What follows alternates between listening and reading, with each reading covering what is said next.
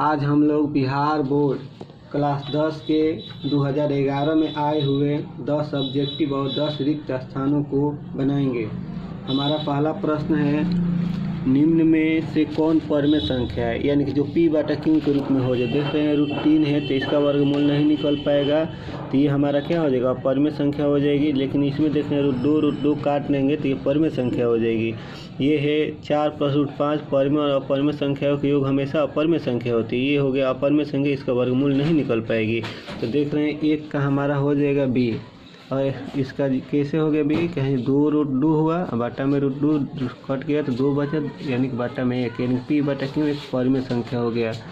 देख रहे हैं 2 नंबर हम लोग क्वेश्चन देख रहे हैं, किसी धनात्मक पूर्णांक a तथा b के लिए a, b का मस गुणे a, b का लस ये किसके बराबर होता है। तो क्या होता है, लस गुणे मस बराबर दोनों संख्याओं का गुणनफल, यानी कि a c हो जाएगा हमारा सही उत्तर। 2 नंबर में देख रहे हैं HCF, यानी कि a और b का HCF, और संख्या हम लोग a और b का हम लोग LCM निकाल रहे हैं, तो दोनों संख्याओं के गुणनफल के बराबर हो जाएगा। तो हमारा ऑप्शन नंबर C सही हो जाएगा।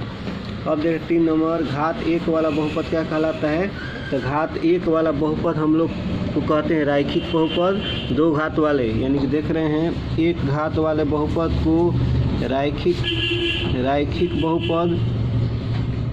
बहुपद या एक घाती बहुपद कहते हैं। एक घाती बहुपद, अगर 2 घात वाला बहुपद रहेगा तो द्विघाती बहुपद कहलाता है। द्विघाती बहुपद या द्विघात बहुपद कहलाता है। 3 घात वाला रहेगा तो त्रिघाती बहुपद कहलाता है।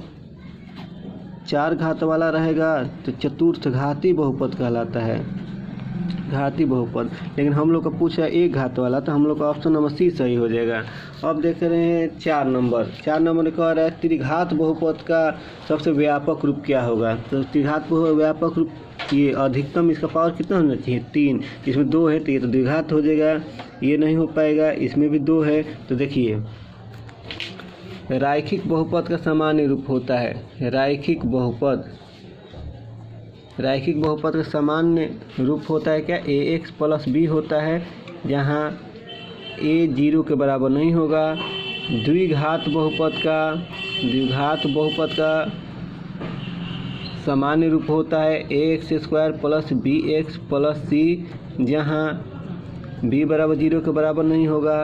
त्रिघात पूछ रहा है, त्रिघात बहुपद का सामान्य रूप या व्यापक रूप होता है ax³ + bx² + cx + d। 3 घात रहना चाहिए नु, तो a बराबर 0 नहीं होगा, क्योंकि 0 होगा तो गुणा करने में पूरा 0 हो जाएगा, तो 3 घात ही खत्म हो जाएगा, इसलिए a 0 के बराबर नहीं होगा। तो हमारा सही उत्तर क्या हो जाएगा, C हो जाएगा। अगला देख रहे हैं 5 नंबर में कह रहा है sin a = 3/4 दिया हुआ है।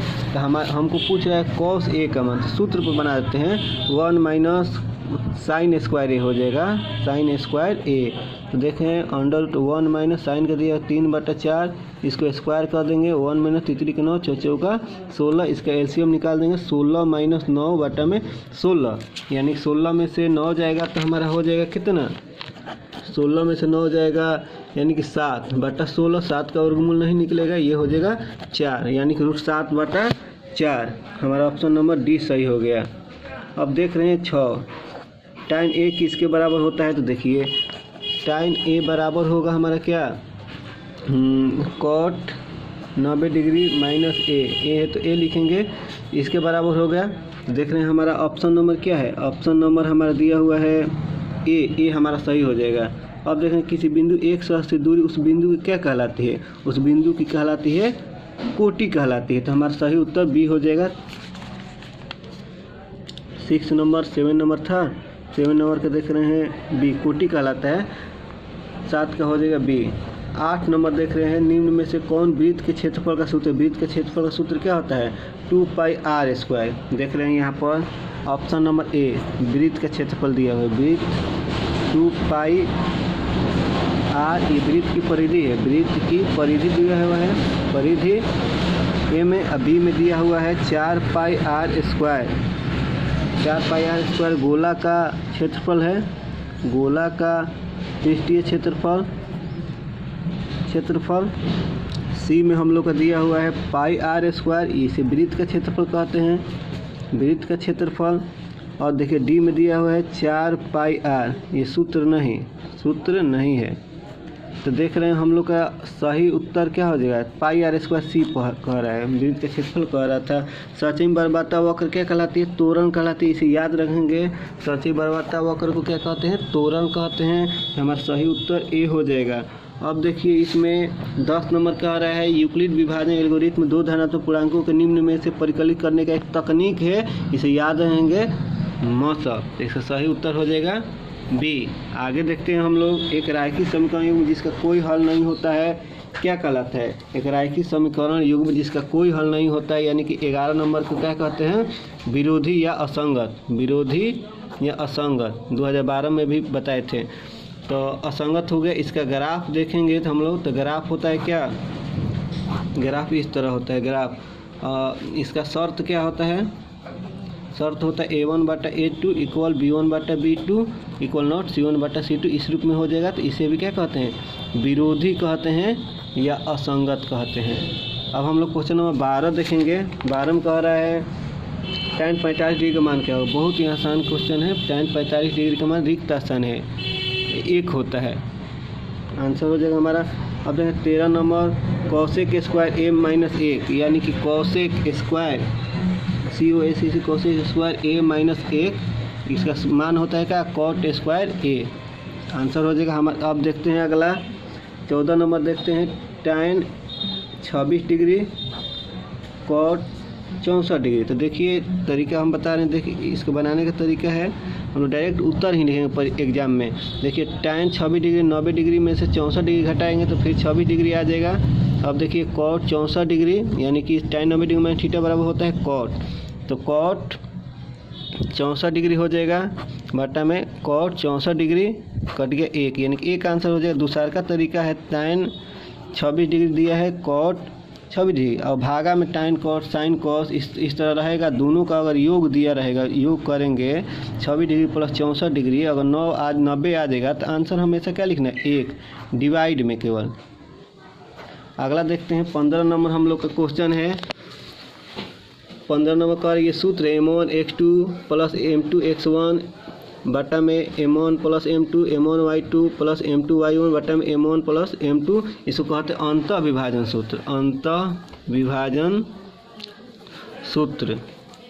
अब देखते हैं 16 नंबर का आ रहा है, बिंदु P बराबर दिया है हमारा कितना, x1 तो y1 दिया हुआ है, q बराबर x2 y2 दिया है, बीच की दूरी तो PQ बराबर, यानी PQ मतलब P एवं Q के बीच की दूरी, P एवं Q के बीच की दूरी कहलाता है बीच की दूरी। तो क्या होता है, हमारा सूत्र हो जाता है x1 माइनस x2 का square plus y1 minus y2 का स्क्वायर, या कोई लड़का इस तरह भी लिख सकता है, x2 minus x1 square plus y2 minus y1 square, सही है ये भी। अब देखिए 17 नंबर का आ रहा है, दो त्रिभुज में संगत कोण बराबर है तथा संगत भुजा एक ही अनुपात में है, तो इन त्रिभुजों को क्या कहते हैं, समरूप त्रिभुज कहते हैं, समरूप त्रिभुज कहते हैं। 18 नंबर देख रहे हैं, एक समकोण त्रिभुज में कर्ण का वर्ग शेष दो भुजाओं के वर्गों के बराबर होता है, इस प्रमेय को किसने प्रतिपादित किया, 18 नंबर, यानी कि कर्ण स्क्वायर बराबर होता है क्या, लंब स्क्वायर प्लस आधार स्क्वायर होता है, आधार स्क्वायर होता है। इसको प्रतिपादित करने वाला प्रतिपादित करने वाला पाइथागोरस है, पाइथागोरस है, आंसर हो जाएगा। 19 नंबर देख रहे हैं हम लोग का, 3.5 सेंटीमीटर त्रिज्या वाली अर्धगोले का वक्र पृष्ठीय क्षेत्रफल। तो देखिए अर्धगोला है, अर्धगोला दिया हुआ है, बीच में ये क्या है, केंद्र होता है, त्रिज्या दिया हुआ है कितना, 3.5 सेंटीमीटर दिया हुआ है। तो अर्धगोले का पृष्ठीय क्षेत्रफल, अर्धगोले का पृष्ठीय क्षेत्रफल होता है 2 पाई r स्क्वायर, यानी 2 22/7 हो जाएगा। r का मान 2 बार लिखें, 3.5 गुणे 3.5 7 5 35 हो जाएगा। इसको हम लोग मल्टीप्लाई कर लेंगे तो आ जाएगा 77 सेंटीमीटर स्क्वायर। अब देखिए 20 नंबर क्वेश्चन देख रहे हैं हम लोग, और किसी प्रमेय की किसी प्रमेय की सभी प्रारंभिक घटनाओं की परित्यागी का योग कितना होता है? तो 1 होता है, इसे हम लोग याद रखेंगे।